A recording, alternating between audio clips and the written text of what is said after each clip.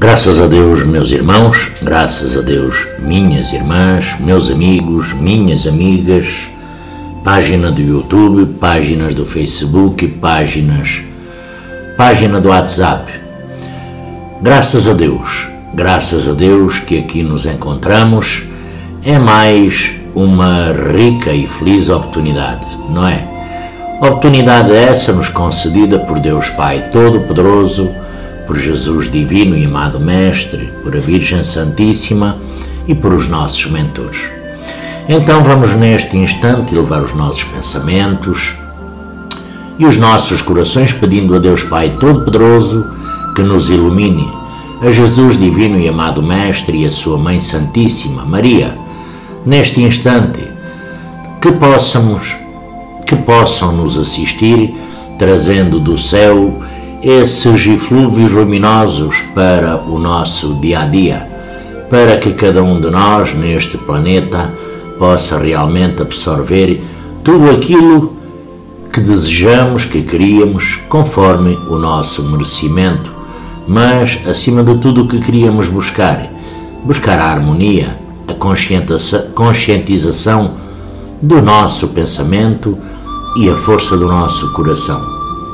Graças a Deus, vamos neste instante pedir aos nossos ministros de Deus Pai Todo-Poderoso, que nos prepare, que nos dê as condições de entendermos as coisas deste momento, desta altura das nossas vidas, e que cada dia sejamos mais conscientizados do nosso compromisso físico, desta missão tão sublime que nós pedimos que esses espíritos iluminados nos proporcionem essa rica e feliz oportunidade de participar da vida em pleno, do equilíbrio. Então, nada melhor. Vamos neste instante unir as nossas mentes num só pensamento e num só coração para falarmos nas rosas do infinito. Em deslumbrante paisagem das esferas superiores no mundo espiritual, realizava-se uma singular exposição.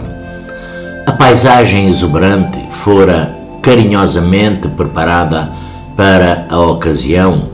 Flores de todos os tipos enfeitavam o ambiente, numa festa de cores e perfumes. Diversos mensageiros ali se apresentavam, trazendo os buquês de flores das suas virtudes para uma importante avaliação de méritos.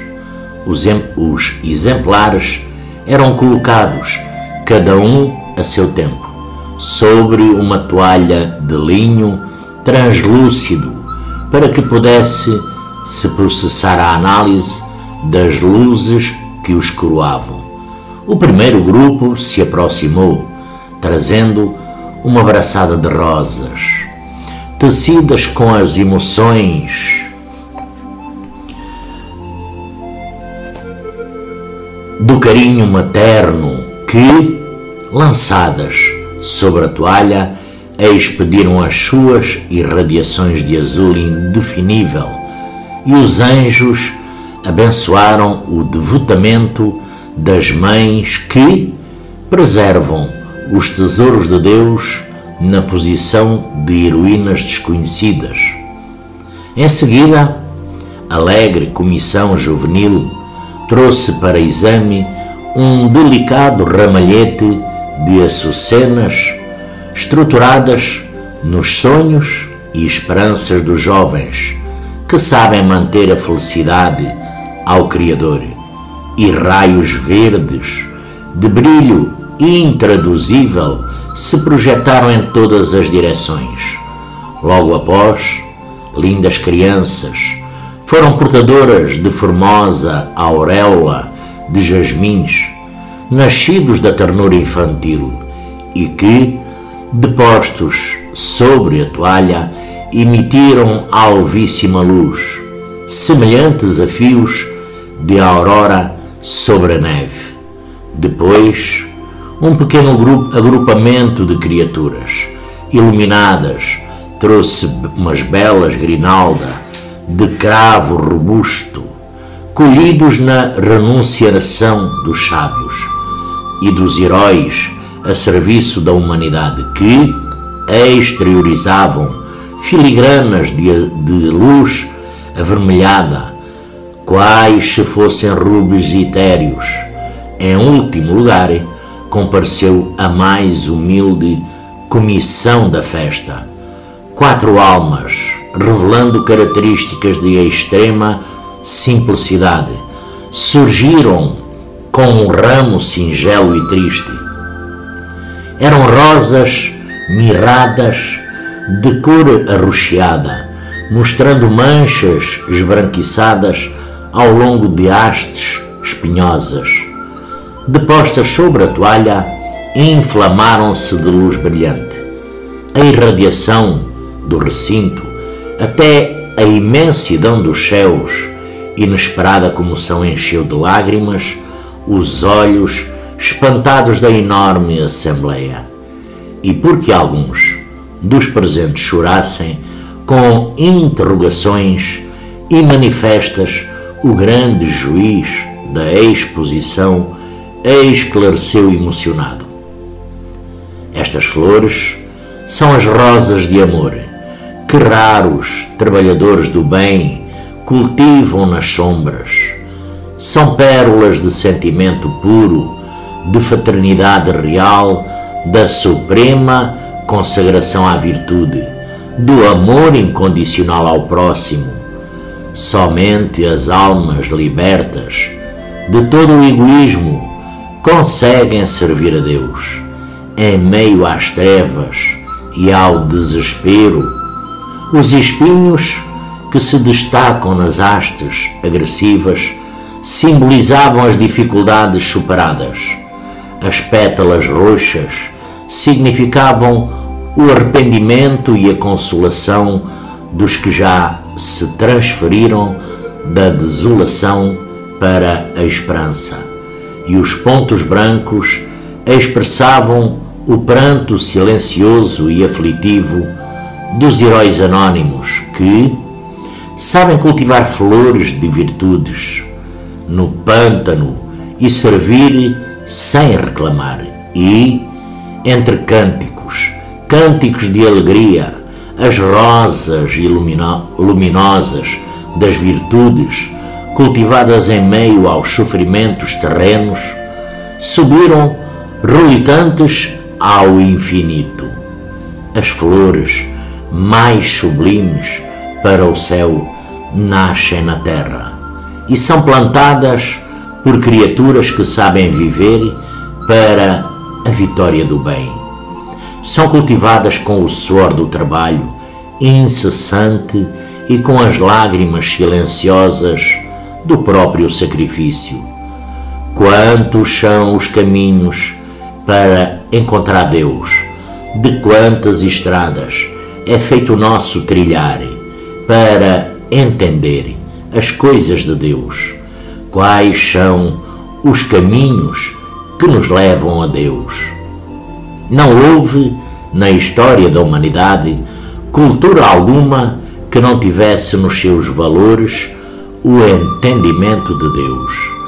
As formas de interpretação da divindade variaram às centenas, porém, nenhum povo houve que negasse a existência de uma força maior a comandar os desígnios do universo. Assim, crer na existência de Deus transcende o aspecto cultural e se insere na essência do sentimento humano de que existe um Criador, e gerar a vida do macro e do microcosmos.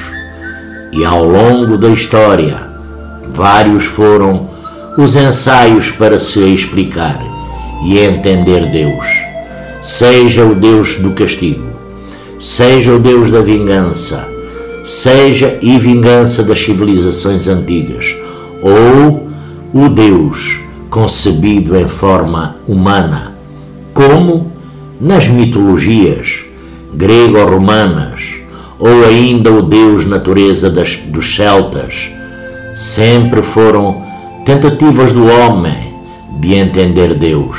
E hoje, como entendemos Deus? Provavelmente as respostas e explicações acerca da divindade estão pautadas em uma explicação doutrinária ou religiosa. E é exatamente para isso que as religiões se estruturam, para nos ajudar a redescobrir Deus, as suas leis, os seus desígnios, e para Ele nos voltarmos.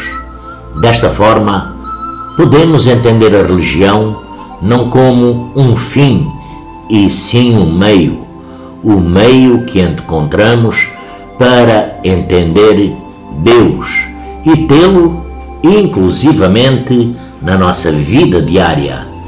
E sendo a religião o meio que usamos para reencontrar Deus, é natural que cada um de nós tenha a necessidade de um caminho que seja coerente e próprio em relação ao seu amadurecimento emocional, aos seus valores e conceitos. Por isso, cada um de nós escolhe essa ou aquela escola religiosa, esse ou aquele caminho para chegar a Deus. Porém, para Deus, todos os caminhos que levem a Ele são dignos de respeito. Por isso, toda a doutrina, toda a religião que nos torne melhores é válida. Além disso, devemos lembrar que a religião, por si só, não basta em nossa vida. Como também, para sermos pessoas de bem, a religião não é imprescindível. Há inúmeras pessoas que, sem professarem nenhuma religião, têm uma vida de respeito ao próximo, de conduta ilibada, de retidão, de caráter inquestionável, e outras, apegadas a essa ou àquela escola religiosa, se mostram só preocupadas com a externalidade da religião, cuidando muito pouco do seu mundo íntimo. Se a religião que escolhemos nos faz pessoas melhores, nos ajuda a entender as leis de Deus, a nos entender e a entender ao próximo, essa é a melhor religião para nós. Porém, se ainda nos vincularmos a uma religião preocupados com o que os outros estão vendo ou pensando, somente para satisfazer vaidades ou expectativas nossas ou de outros, há que repensar como estamos construindo a nossa relação com Deus. O mais significativo para nós deve ser perceber que a religião que adotamos é o meio que encontramos para construir a religiosidade em nós, do entendimento de Deus, respeitando o próximo nos caminhos que ele escolher para compreender Deus e trazê-lo para dentro de si. Desta forma, aceite a correção. Paulo, um apóstolo, em sua epístola aos Hebreus, prescreve o seguinte: na verdade, toda a correção no presente não parece ser de gozo, senão de tristeza, mas depois produz um fruto pacífico de justiça naqueles exercitados por ela. Como você, desse lado, tem lidado com as correções que recebe? Você é daquelas pessoas que não admite ser corrigida, que mesmo que o outro tenha razão nos apontamentos, não dá o braço a torcer e não assume que errou na presença de alguém? Ou já consegue absorver bem as críticas, sorvendo o que elas podem lhe trazer de bom? Quanto é difícil para você dizer: desculpe, você está certo. Reflitamos com a mensagem do Espírito Emmanuel do livro Fonte Viva. A terra sob a pressão do arado rasga-se e dilacera-se. No entanto, a breve tempo de seus sulcos retificados brotam flores e frutos deliciosos. A árvore, em regime de poda, perde grande reserva de seiva, desnutrindo-se e afiando-se, todavia. Em semanas rápidas, cobre-se de nova robustez, habilitando-se à beleza e à fartura. A água humilde abandona o aconchego da fonte, sofre os impositivos do movimento, alcança o grande rio e depois partilha a grandeza do mar, qual ocorre na esfera simples da natureza, acontece no reino complexo da alma. A corrigente é sempre rude, desagradável, amargurosa, mas, naqueles que lhe aceitam a luz, resulta em frutos abençoados de experiência, conhecimento, compreensão e justiça. A terra, a árvore e a água suportam-na através de constrangimentos, mas o homem, campeão da inteligência no planeta, é livre para recebê-la e ambientá-la no próprio coração. O problema da felicidade pessoal, por isso mesmo, nunca será resolvido pela fuga ao processo do reparador. Exterioriza-se a correção celeste em todos os ângulos da terra. Raros, contudo, lhe aceitam a bênção, porque semelhante dádiva, na maior parte das vezes, não chega envolvida em brancura e, quando levada aos lábios, não se assemelha a saboroso confeito. Surge revestida de espinhos ou misturada de fel, como remédio curativo e salutar.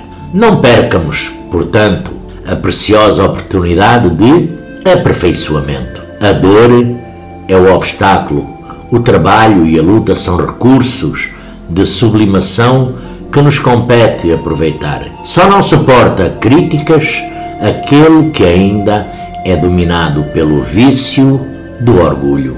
Por mais duras que sejam e, por vezes, carregadas de veneno, precisamos aprender com elas, retirando apenas o remédio de que necessitamos para crescer. Essa é a postura da humildade, é a postura daqueles que ganham a existência, que avançam sem cessar. Os orgulhosos, os teimosos, os endurecidos, esses ficam para trás, estagnados. Não tenha medo de ser criticado. Se você se vê muito suscetível, isto é, aquele que, a qualquer sinal de correção, se magoa, se retrai, é bom rever as atitudes, refazer os seus caminhos. O mundo de provas e expiações é também o mundo da lapidação, porque, pedras brutas que somos, vamos sendo esculpidas pela vida, e as críticas são poderoso cinzel que não deve nos dar medo. Aceitemos a correção, porque com a correção vem a razão e a compreensão. O relacionamento com aqueles com quem convivemos e nos encontramos é sempre um desafio de alto significado.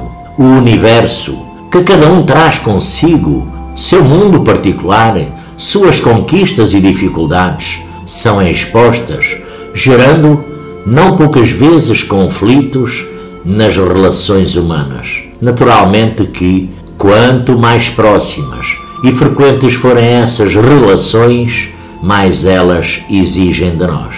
Assim é que na vida em família, onde o verniz social e as aparências superficiais não se sustentam, os conflitos se mostram às vezes intensos, porém, não por acaso, a providência divina escolhe, define e, algumas vezes mesmo, nos consulta para estabelecer com quem e entre quem estaremos iniciando uma nova jornada. Será no meio familiar que enfrentaremos os maiores desafios de relacionamentos e será ali inúmeras vezes que teremos os mais significativas lições para a vida. Além do próprio lar, encontraremos outras oportunidades de aprendizado. Será o vizinho um tanto excêntrico, o chefe pouco tolerante, o colega de trabalho mal-humorado, porém, não podemos nos esquecer que será a vida de relação que nos possibilitará o exercício da compreensão, da tolerância, do amor ao próximo. Ao entendermos cada ser humano como uma alma em evolução que renasceu como nós, mais uma vez, com bons desafios para enfrentar, veremos que somos todos mais parecidos do que podemos imaginar. É claro que cada um traz as suas peculiaridades, suas maneiras, suas falhas, mas, em essência, somos todos almas buscando a perfeição. Assim, quando alguma dificuldade acontece no relacionamento com alguém, talvez seja melhor não buscar o enfrentamento. Muitas vezes enfrentamos ao outro, discutimos, brigamos, gerando uma grande tensão e nervosismo, para deixar claro que estamos com a razão, que merecemos um pedido de desculpas e para isso pagamos o preço de perdas de amizade, dificuldades no emprego, tensão familiar complexas. Talvez em nossas dificuldades de relacionamento devêssemos nos perguntar quem está com a caridade, quem está com a compreensão, quem está com a humildade e não quem está com a razão. Porque, afinal, a vida em sociedade, inevitável para o nosso progresso, é a oportunidade de desenvolver valores morais de que ainda não dispomos. Assim, o intolerante será o nosso professor de paciência, o arrogante nos ensinará a humildade e o extravagante nos oportunizará o desenvolvimento da compreensão. Todos aqueles que cruzam os nossos caminhos nos trazem lições, de uma ou de outra maneira. Alguns pelo exemplo que oferecem, outros por aquilo que nos exigem para a convivência. Nesse sentido, Jesus, divino e amado Mestre, o pedagogo por excelência, nos convida a, se alguém nos chamar para caminharmos 1000 passos, ofereçamo-nos para andar 2000 e, se alguém nos pedir a capa, oferecermos a túnica também. Nessas aparentes perdas que imaginamos ter, aos olhos do mundo, estaremos ganhando nas questões da alma os verdadeiros e mais importantes valores que podemos amealhar para nós mesmos, que é um recolhimento necessário. Meus amigos, minhas amigas, meus irmãos, minhas irmãs, graças a Deus por esta rica e feliz oportunidade. Graças a Deus.